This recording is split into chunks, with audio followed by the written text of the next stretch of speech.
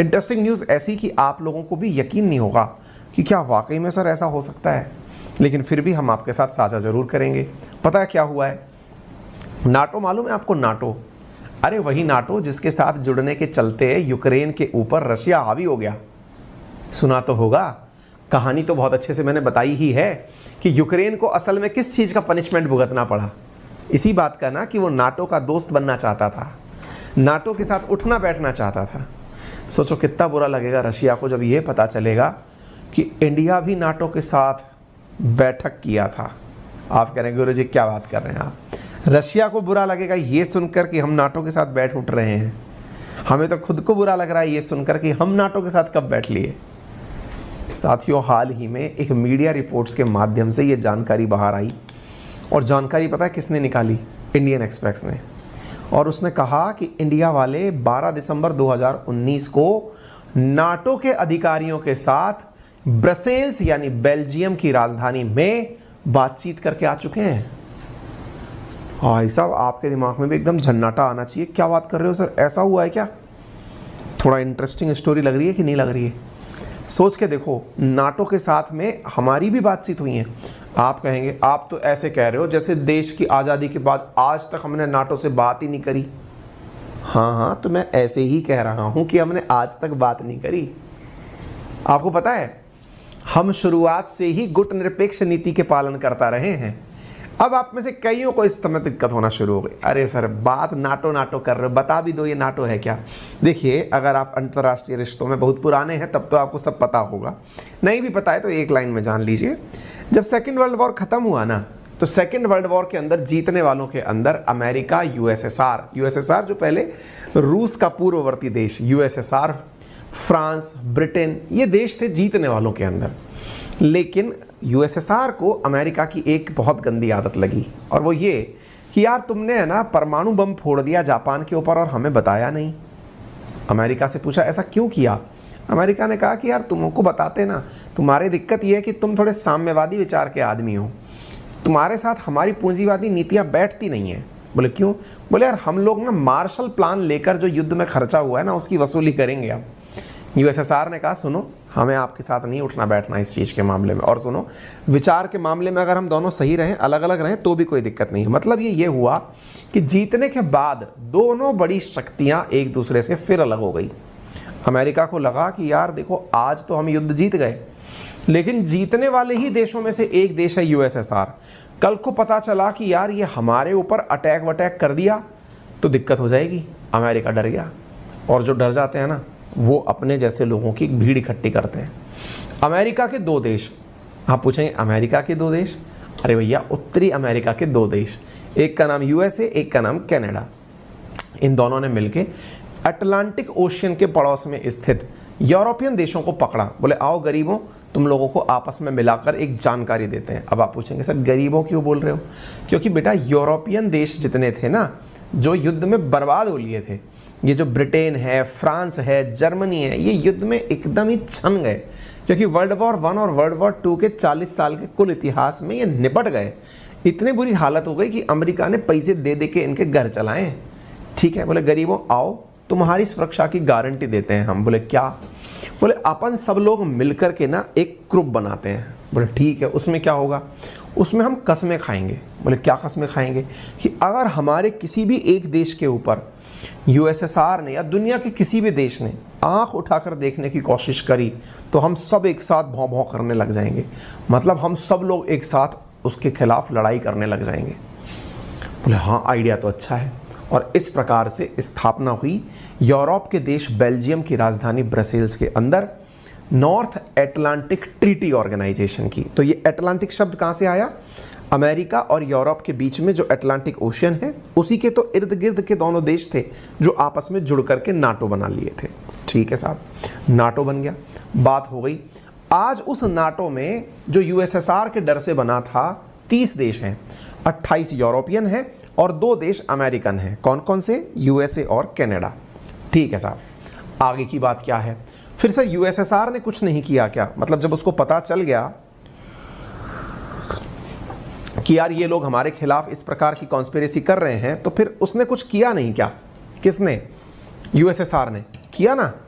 उसने भी फिर सोचा कि यार ये हमारे खिलाफ एकजुट हो रहे हैं जबकि हमने तो धमकाया भी नहीं, तो उसने ना अपने जैसे लोग मिला करके Warsaw treaty organisation that is WTO की स्थापना करी। हालांकि वो इतना पावरफुल नहीं था क्योंकि USSR की नीतियां इस तरह की थी नहीं कि हमें इन पर आक्रमण करना पड़ेगा। कोई बात नहीं, आज के कंटेक्स्ट में हम क्यों बातें कर रहे हैं? कंटेक्स्ट में इसलिए बातें कर रहे हैं क्योंकि नाटो की स्थापना जो हुई थी ना, वो इसलिए हुई थी कि USSR से हमें दिक्कत है, तो USSR खत्म हो जाएगा, नाटो का उद्देश्य स्वतः ही समाप्त हो जाएगा। पता है आपको, USSR अब कोई देश नहीं है। 1991 के अंदर USSR 15 देशों में टूट गया। 15 देशों में टूट गया, उन्हीं में से सबसे बड़ा देश रशिया है, जिसे आज आप जानते हैं। USSR के टूटने के बाद अगर हम टेक्निकल रूप से बात करें तो नाटो का तो उद्देश्य ही समाप्त हो गया।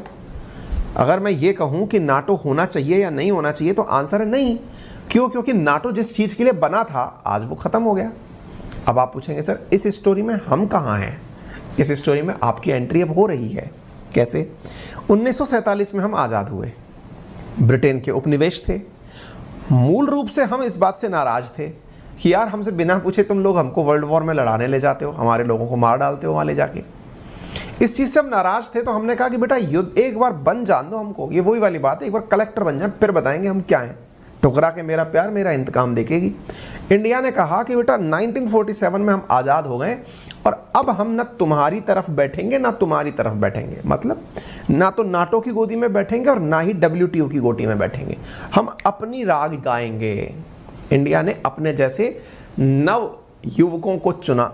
नव युवक से मतलब है जो उस समय देश ताज़ा ताज़ा आज़ाद हुए, उनको बुलाया कि सुनो आओ अपन लोग बैठ करके ना एक गुट बनाते हैं और एक ऐसा गुट बनाएंगे जो इन दोनों की तरफ से नहीं होगा, अपन अपने आप रहेंगे। बोले बनाओ सर बनाओ।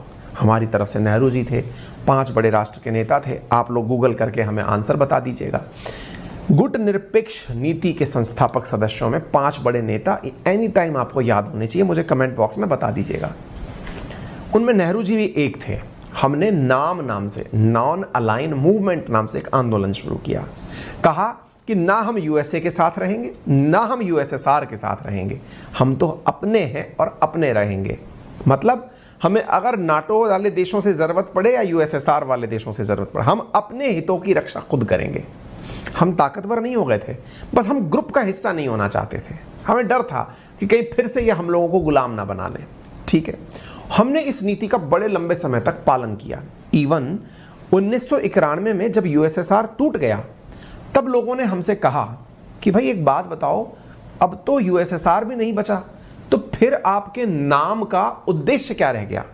आप सोचकर देखें कि जब गुट ही नहीं बचे, अब आप सोचे 2 पोल हैं, उनमें से एक पोल समाप्ति हो गया, फिर आप क्या कर रहे हो? आप भी खत्म हो जाने चाहिए। इंडिया ने लेकिन माना नहीं। इंडिया ने कहा कि ये कोल्ड वार खत्म तो हो गया होगा, लेकिन ये आंदोलन खत्म इसलिए नहीं हुआ क्योंकि अभी भी ग्रीवांसेस लोगों के मन में रहेंगे। कोई बात नहीं साहब, नाम आंदोलन आगे चलता रहा। इंडिया ने अपनी स्थिति को लगभग इन दोनों के बीच में न्यूट्रल रूप से रखने में कामयाबी हासिल की। सरकारें बदली और देश के अंदर सरकार आई NDA हुकूमत, मोदी जी वाली सरकार। NDA हुकूमत के ऊपर लंबे समय से ये आरोप लगते रहे कि ये राइट विंग सरकार है, और तो और ये पूंजीवादियों की सरकार है, और तो और ये अमेरिका की तरफ झुक रही सरकार है। अब आप पूछेंगे सर ये तो कुछ ऐसी बातें कह रहे हो आप जो चीन वाले भी हमारे बारे में कहते हैं। बिल्कुल, चीन को लगता है कि इंडिया अमेरिका के नज़दीक जा रहा है और अमेरिका के नज़दीक जाने के लिए वो अमेरिका के गुट के नज़दीक जा रहा है। इसलिए मैं आपको बता रहा हूँ कि देश जब से बना है तब से लेकर अभी तक हमने केवल एक ही बार नाटो के साथ बातचीत करी है, और वो है 12 दिसंबर 2019 को। इसलिए यह बातचीत या ये आज का जो सेशन है ना, ये कोई एवे ही नहीं है कि बस आया और कह दिया। ये न्यूज़ बहुत बड़ी ब्रेकिंग न्यूज़ है। बात सोच के इससे अंदाज़ा लगा लो 2019 की न्यूज़ है, पता आपको अब चल रही है। कितनी ज़्यादा सीक्रेट न्यूज़ रही होगी। जब भारतीय विदेश मंत्रालय से इस बारे में जानकारी मांगी गई कि सर मीडिया रिपोर्ट्स के माध्यम से पता चल रहा है कि इंडिया नाटो के देशों से बातचीत किया, नाटो देशों के साथ ब्रसेल्स में जाके बातचीत किया, तो भारत की तरफ से अरिंदम बागची जो विदेश मंत्रालय के प्रवक्ता हैं, उन्होंने कहा कि देखिए हमारे अपने हित हैं, हम अपने हितों के लिए सब प्रकार के ग्रुप्स के साथ बातचीत करते हैं। हमें लगा कि यार सब प्रकार के ग्रुप्स के साथ बातचीत होती हैं तो इसका मतलब इंडिया ने रशिया के साथ जो बातचीत की जाती हैं वैसी ही बातें नाटो के साथ की होंगी। अब आप में से कुछ लोगों के दिमाग में एक पिक्चर बनना शुरू हुई होगी, और वो क्या? सर एक बात बताओ, जब नाटो के साथ में इंडिया बातचीत कर रहा है तो बुराई क्या है? बोले क्यों? बोले सर नाटो के साथ में रहते हुए अगर हमें भी ये शक्ति मिल जाए, कौन सी शक्ति? 30 देश एक साथ एक दूसरे दुश्मन पर हमला करेंगे। आप सोच के देखिए कितनी बड़ी बात है। नाटो के देशों की क्या ताकत है? नाटो के देश की ताकत ये है, हाँ भाई टेक्निकल टीम अगर सो नहीं रही हो तो कमेंट बॉक्स देखती रहे, है ना, नहीं तो क्लास के बाद फिर आपसे भी संवाद किया जाएगा, कृपया करके कमेंट बॉक्स को ध्यान से देखें। हाँ जी, तो फिर अब क्या हुआ? तो बोले साहब एक बात बताओ। बोले क्या? बोले इंडिया नाटो में जुड़ जाए तो इसमें बुराई क्या है? बोले क्यों भाई? बोले सर हमें दिक्कत एनी टाइम पाकिस्तान से है, हमें चीन से है, तो इंडिया अगर नाटो के साथ मिल जाता है, कल को हमारे ऊपर चीन किसी प्रकार का आक्रमण करता है तो हम तो एक ही बार में इतने सारे देशों को साथ में ले जा करके ठग से अटैक कर देंगे। बोले ठीक है। तो बोले अगर हम ऐसे अटैक कर देंगे तो हमारे लिए तो अच्छी बात है। आप में से कुछ लोग इस बात के भी पक्षधर होंगे। अगर आप लोग इस बात के पक्षधर हैं तो फिर एक सवाल बनता है कि सर क्यों नहीं अब तक हमने ऐसा किया? अब मैं आपको उसका कारण भी बता देता हूं। उसका कारण यह है मित्र कि जिस प्रकार से नाटो इंडियन देशों के साथ या इंडिया के साथ बातचीत का हाथ बढ़ाया है, उससे भी कहीं बढ़कर नाटो ने चीन के साथ अब तक 9 बार बातचीत कर ली है। आप इससे अंदाजा लगाएं। क्या कहा मैंने? चीन के साथ 9 बार बातचीत कर चुका है नाटो। और बताओ भैया, जग रहे हो तो थोड़ा कमेंट बॉक्स देख लो। दूसरी इंपॉर्टेंट बात क्या है? दूसरी इंपॉर्टेंट बात यह है कि वो पाकिस्तान के साथ भी बातचीत कर चुका है। आपको पता है पाकिस्तान को तो इतना बोतल में उतार लिया था नाटो ने कि पाकिस्तान की सेना जो है, उस पाकिस्तान की सेना को पर्सनली ट्रेनिंग दे चुका है नाटो। तो सर ये नाटो किसका सहयोगी है? बोले यही तो डाउट है कि नाटो किसके साथ है, किसी को नहीं पता है। ये एक दूसरे का हाथ बढ़ा करके दिखाते तो ये हैं कि हम आपके साथ हैं, लेकिन कुछ भी कर सकते हैं। आपको पता है अगर नाटो के साथ यूक्रेन की नज़दीकी ना होती तो शायद यूक्रेन पर आज हमला ना होता। बोले सर नाटो का सहयोगी पाने के लिए ही तो यूक्रेन ने सारा मामला रचा था। बिल्कुल, नाटो इतना अविश्वसनीय संगठन है कि वो अपने पार्टनर्स बना करके, ध्यान से सुनिएगा, 2 बातें हैं। नाटो का मेंबर होना, उसकी प्रक्रिया लंबी चौड़ी है। क्या लंबी चौड़ी है? कि सबकी तरफ से 30 की 30 देश अपने साथ मिलकर के ये कहें कि हाँ हमें इस देश के आने से कोई आपत्ति नहीं है। लेकिन नाटो ने एक बीच का रास्ता निकाल रखा है, और वो क्या है? NATO partner country. लेकिन भाई साहब उस पार्टनर कंट्री को जो आर्टिकल 5 है नाटो का, उसका कोई लाभ नहीं होता। कौन सा आर्टिकल 5? जिसमें वो ये कसम खाते हैं कि हम एक साथ किसी के ऊपर टूट पड़ेंगे, उसका कोई लाभ नहीं होता। तो बोले फिर? तो बोले इसी गलफत में तो यूक्रेन मारा गया। यूक्रेन ने नाटो पार्टनर होने का एक बार ठीकरा ले लिया कि मैं नाटो पार्टनर हूं। रशिया ने कहा तो ठीक है, ले आजा चेक कर लेते हैं कितना है दम तुझ में, और उसके ऊपर गोले फोड़ दिए। ठीक है, कुल मिलाकर के अर्थ समझो। ये बात अपने आप में आपके लिए एक बहुत बड़ा सबक बनती है, और वो क्या है? यूपीएससी और स्टेट पीसीएस के अंदर एक बहुत बड़ा प्रश्न बनता है, और वो क्या है साथियों? इन दिनों नाटो ईस्ट की तरफ बढ़ने की कोशिश कर रहा है। देखिए ध्यान से समझिएगा, अगर आपके पास वर्ल्ड मैप है तो आप वर्ल्ड मैप में नाटो के मैप को खोजें तो आपको नाटो इस प्रकार से दिखाई पड़ता है। मैं क्या बोलते बोलते निकल गया, सारी बातें इसमें लिखवाई हैं मैंने। हालांकि इधर देखो मैं आपको दिखाता हूँ। अगर आप वर्ल्ड मैप उठा के देखते हैं ना, तो ये अपन रहे अपने पश्चिम की तरफ नाटो है ना। अगर आप मैप, अरे कहाँ गया भाई, ये रहा, अपने पश्चिम की तरफ नाटो है। नाटो लंबे समय से कोशिश कर रहा है कि मैं ईस्ट की तरफ चलूं। किस तरफ चलूं? ईस्ट की तरफ चलूं, पिवोट टू ईस्ट बोलते हैं इसको, और ईस्ट की तरफ आने से पहले वो अपने सहयोगी ढूंढ रहा है। कौन सी सहयोगी ढूंढ रहा है? या तो पाकिस्तान को पकड़ूं, या चीन को पकड़ूं, या इंडिया को पकड़ूं। इनमें सबको साथ में पकड़ने के चलते ये किसी के साथ नहीं है। पाकिस्तान के हाल बुरा कर ही चुका है, चीन के साथ में ये लड़ झगड़ लेते हैं, तब भी बात वहीं की वहीं है। इंडिया पर ताजा ताजा डोरा डाला गया है। तो आपके साथ पेपर में प्रश्न क्या बन सकता है, जिसके लिए आपको तैयार होना चाहिए कि क्या भारत अपनी गुटनिरपेक्ष नीति से डगमगा रहा है? देखिए, बहुत बड़ा प्रश्न है ये, और इस प्रश्न का विश्लेषण जब आप करने लगेंगे ना, तो उसमें ये तथ्य आपके काम आएंगे। कौन से? कि इंडिया ने इन दिनों वेस्टर्न वर्ल्ड के साथ हाथ बढ़ाते हुए क्या क्या किया है। आपके उन पॉइंट्स में ऐड होने के काम आएगी ये चीज। कौन सी? क्वाड की मीटिंग हो, याद आ रहा है? इसी प्रकार से एक वेस्टर्न क्वाड और हमने पढ़ाया था, जिसमें मैंने आपको बताया था इंडिया, यूएई, यूएसए, इजराइल। ध्यान आ रहा है? उसका नाम बताओ कमेंट बॉक्स में, क्या था उसका नाम। कहने का मतलब यह कि इंडिया यूएस के द्वारा बन रहे जो भी गठबंधन है ना, उनमें शामिल होता जा रहा है। हम कहीं ना कहीं अपनी गुटनिरपेक्ष नीति से हिल रहे हैं। तो आपसे प्रश्न पूछा जाएगा विश्लेषणात्मक सवालों के रूप में, क्या इंडिया को ऐसा करना चाहिए या क्या ये सही है?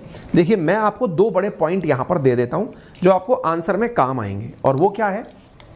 इधर देखो, ये दो पॉइंट हैं, कहां गए? ये रहे। Number 1, alliance protects members, partners dispenses. Number 1, कि भारत को नाटो की पार्टनरशिप से कुछ भी मिलने वाला नहीं है। क्यों नहीं मिलने वाला है? क्यों? I2U2 याद आ गया ना? बहुत बढ़िया, सभी ने सही से आंसर दे दिया, शाबाश। कुछ भी हमको मिलने वाला नहीं है। क्यों नहीं मिलने वाला है? क्योंकि ये अपने मेंबर्स को प्रोटेक्ट करता है, अपने पार्टनर्स को नहीं करता है। तो इंडिया बनेगा भी तो इसका पार्टनर बनेगा, तो कोई मतलब नहीं है। Number 1। Number 2, strategic autonomy showing results for India. आज इंडिया अगर कुछ भी करने में कामयाब हुआ है तो वो रणनीतिक रूप से जो स्वायत्तता जीता है, मतलब जरूरत पड़ी तो रूस के साथ भी बात करता है, जरूरत पड़ी तो अमेरिका के साथ भी बात करता है। दोनों को बैलेंस करके जो हम चल रहे हैं, ये हमारे लिए सबसे बेहतरीन तरीका है। अगर हम किसी एक तरफ बैठने का काम किए तो हम कहीं ना कहीं स्ट्रेटेजिक पार्टनरशिप के साथ रूल तोड़ देंगे, क्योंकि हमारे साथ रूस हमारा स्ट्रेटेजिक पार्टनर बनके जुड़ा हुआ है, जिसने हमारे बुरे समय में साथ देने की कश्में खाई हुई हैं। तो कहने का अर्थ यह है कि भारत को इन दो पॉइंट्स को ध्यान में रखते हुए अपनी पॉलिसीज को आगे बढ़ाना चाहिए। ठीक है, तो मैंने आपको जो जानकारी दी, कहां से दी सारी जानकारी? मैं एक, आप तो ये इंडिया की तरफ से रेस्पॉन्स भी देख लीजिए। India and NATO have kept in touch in Brussels different level for quite some time now. This is the part of our contact which with various stakeholders to global issues mutual interest. अच्छा, मैं एक चीज आपको यहां पर और भी बता देता हूं, ताकि आपको ये ना लगे कि सर पता नहीं नाटो के साथ इंडिया के जाने के विरोधी क्यों हैं, है ना? जैसे आप में से कुछ लोग मन बना लेंगे, मेरे विरोध करने से होगा कुछ नहीं, मेरे जैसे लोगों की गिनती नहीं है ना? देश के इंटरनेशनल रिलेशंस में हमसे कोई नहीं पूछ रहा है। लेकिन मैं क्या सोचता हूं वो आपको सुनना इसलिए चाहिए कि इंडिया ने नाटो के साथ बातें करी दिसंबर 2019 में, गनवान वैली इंसिडेंट, उसके बाद कोरोना का काल, उसके बाद रूस यूक्रेन इंसिडेंट, ये सब बाद के हैं। ऐसी स्थिति में इंडिया का जो भी रोल गलवान के उसके साथ नाटो से बात करने में रहा होगा, हमें कुछ फर्क दिखा नहीं। जब दिखा नहीं तो हम क्यों पूछ रहे हैं और क्यों बातचीत कर रहे हैं? इंडिया को यह समझ में आना चाहिए कि इसका इंडिविजुअल या इंडिपेंडेंट जो इसका ऑरा है ना, वो सबसे ज्यादा फायदेमंद है। ठीक है, तो उम्मीद है आपको ये बात अब प्रॉपर तरीके से समझ में आ गई होगी। ठीक है, तो हमने आपको सारी बातें बता दी, और ये वो न्यूज़ की कटिंग है जहाँ से मैंने आपको बताई थी। ये कहाँ से बाहर निकल कर आई ये न्यूज़? तो ये इंडियन एक्सप्रेस से निकल के आई कि of public glare India held first round of talk with NATO, agreed to keep dialogue going.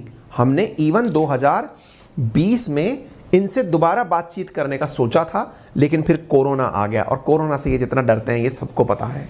ठीक है, in close door meeting India held its first round of talk with NATO and agreed to continue dialogue. ये याद रखिएगा, आप में से बहुत से लोग इस बात को शायद इसलिए तवज्जो ना दें कि यार हो सकता है नाटो के साथ बात करना इतनी बड़ी बात थोड़ी है। बहुत बड़ी बात है भाई, भारत अपनी नीति में परिवर्तन लाया। और नीति में परिवर्तन जब किसी देश का होता है ना, भविष्यगामी परिणाम होते हैं इसके, केवल एक दिन की कहानी नहीं है ये, है ना। तो उम्मीद है कि आप सबको ये बात प्रॉपर तरीके से समझ में आ गई होगी। जो बातें हैं ऑब्वियस सी बात है, चाइना इसकी मजाक बनाएगा, वो बना ही रहा है, उससे हमको कोई लेना देना नहीं है। 30 देश हैं, तो ये सब चीज़ें आप लोग कंटेंट में पा जाएंगे। अभी क्लास पूरी हो जाएगी ना, उसके बाद जो भी मैंने बातें लिखी हैं वो सब आपको लिखित में मिल जाएंगी, कौन क्या कैसे, नाटो कहाँ है, कौन कौन से कंट्री हैं, ये सब आप बार बार